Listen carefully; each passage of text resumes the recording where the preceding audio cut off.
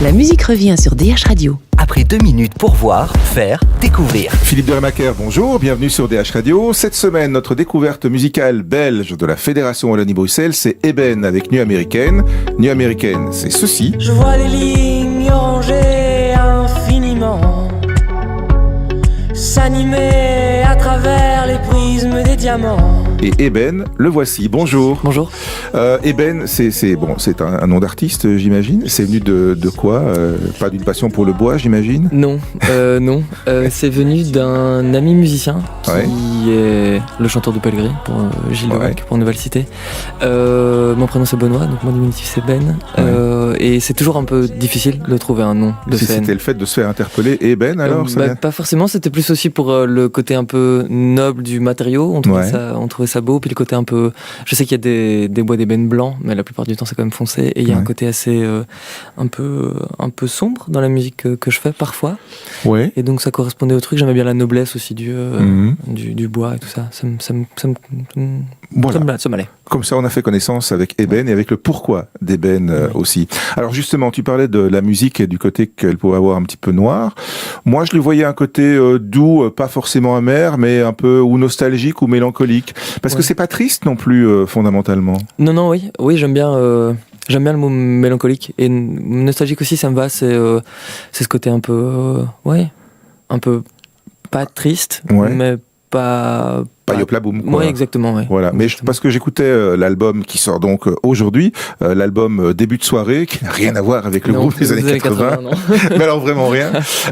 Mais voilà, je me suis dit, bon, ok, Ben, noir, non, c'est pas... Il y a des chansons qui sont un peu plus soft, on va dire, et un peu plus down tempo, et même down tout court que d'autres, mais c'est pas triste pour autant, quoi. Non, ça me fait plaisir que ça se voit aussi comme ça, parce que moi, en écrivant les chansons et tout, j'ai parfois un peu ce côté où je me dis c'est plus facile pour moi d'écrire des trucs un peu mélancoliques et nostalgiques, et parfois je me dis j'aimerais bien écrire un morceau un peu plus up tempo, un peu plus joyeux, été, tout ça, et parfois ça vient naturellement. Donc mais il y a les deux sur ce nouvel album, sur Début de soirée. Il y a des morceaux un peu plus pop, on va dire, si on peut appeler ça comme ça, et d'autres qui sont plus dans tes racines un peu plus folk, guitare-voix, quoi. Ouais, exactement. Ouais, tout à fait.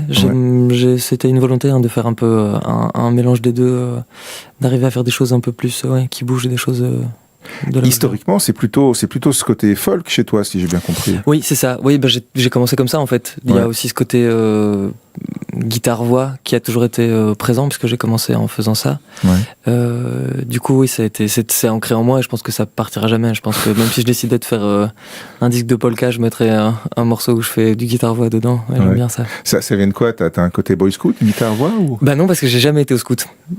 Étrangement. Non, je sais pas. C'était quand t'es adolescent et que t'as envie de chanter ou d'écrire des chansons, des choses comme ça, le plus facile c'est quand même d'acheter une guitare et d'avoir une guitare plutôt que de trimballer un piano tout le temps, quoi. Ouais, c'est vrai. Du coup, non, c'était, je sais pas, c'est ce côté guitare aussi, moi, qui m'a fort ramené au folk. Alors du coup, les choses que j'écoutais quand j'étais plus jeune aussi, les découvertes que mes parents, du coup, m'ont donné.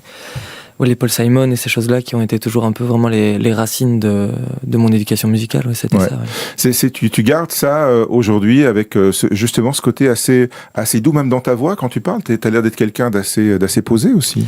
Ah oui, je ne sais pas. Je ne sais pas si je suis posé. Je suis un peu... Oui, écoute. Posé, je ne sais pas. Non, je suis plutôt...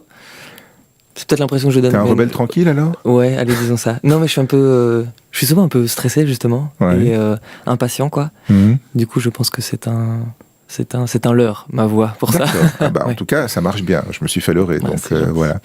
Sur ce nouvel album, donc, il y a différentes ambiances. Est-ce qu'il y a un fil rouge dans ton début de soirée ? Est-ce qu'il y a... t'as voulu y mettre quelque chose sur la continuité ou pas ?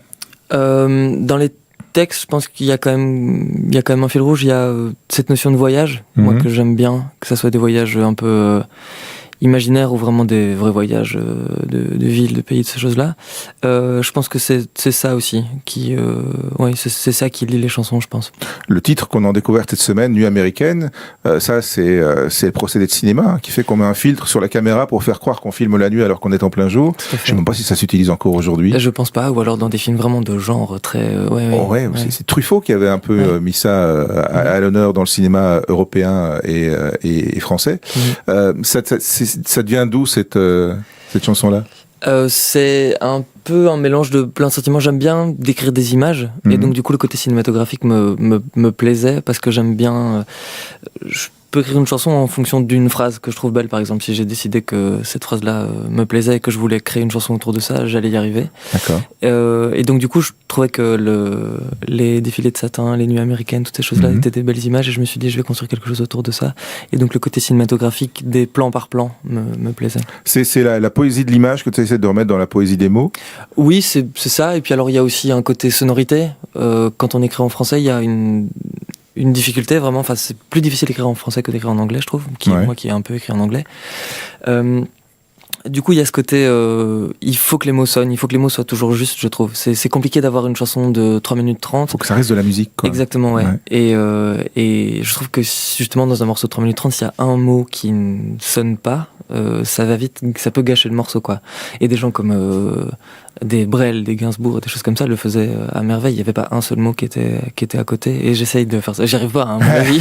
J'y arrive sûrement pas. Oui, il vaut mieux viser beaucoup plus haut, hein. Oui, bah oui, du coup c'est bien de s'éduquer comme ça. Oui, non, j'arrive sûrement pas, mais oui, pour moi c'est important que en tout cas à mon oreille il n'y ait pas des mots qui sonnent mal, quoi. Mal. Bah, ça veut dire que tu es un perfectionniste. Tu vas remettre ta chanson sur le métier plusieurs fois jusqu'à ce que vraiment c'est de l'orfèvrerie. Ouais, pour les textes, oui. En tout cas pour les textes, oui. J'ai un côté plus spontané dans la musicalité du truc, où et puis étant pas non plus un virtuose des instruments que je pratique, j'ai pas fait de conservatoire ou ce genre de choses, j'ai un côté plus spontané dans la musique qui me va, où si je trouve 4 accords et que ma mélodie de voix encore la mélodie de voix, ça, je dois peut-être parfois un peu la retravailler, mais si spontanément ça me plaît et que je trouve ça efficace pour moi, je vais plus facilement le garder. Alors que des textes, oui, je passe vraiment parfois des semaines et des semaines à retravailler. Le texte d'abord, donc c'est de la chanson à texte. Oui, c'est ça.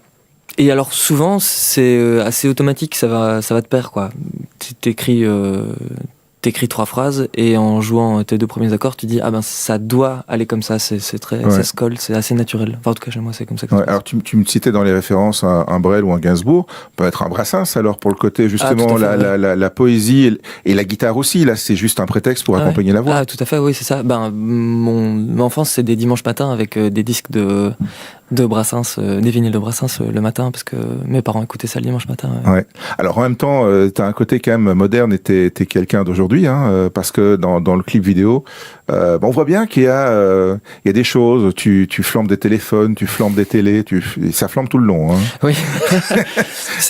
Encore une fois, c'est le côté contemplatif du clip qui me plaisait. Ouais. J'ai réalisé ça avec un gars qui s'appelle Martin Ellis, qui est un super mec et un super réalisateur, qui travaille pour Bruxelles Mabel aussi.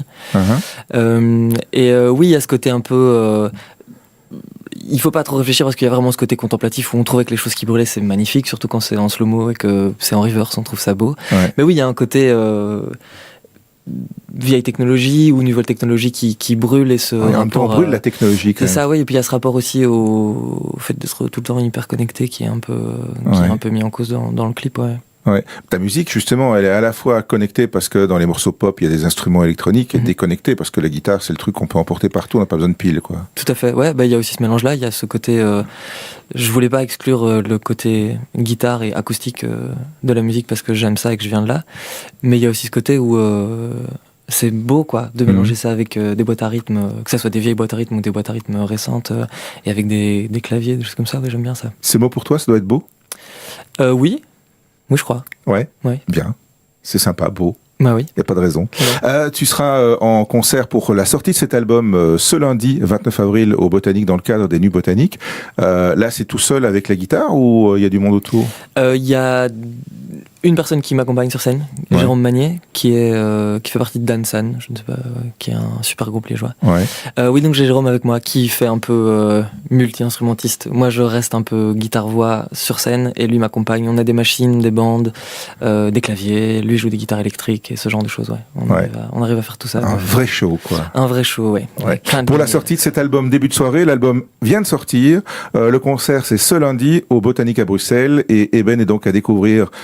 Était à découvrir toute cette semaine sur DH Radio. Vous avez encore l'occasion de l'entendre, évidemment, avec ce morceau, La Nuit Américaine, et cet album début de soirée. Merci Eben. Merci beaucoup.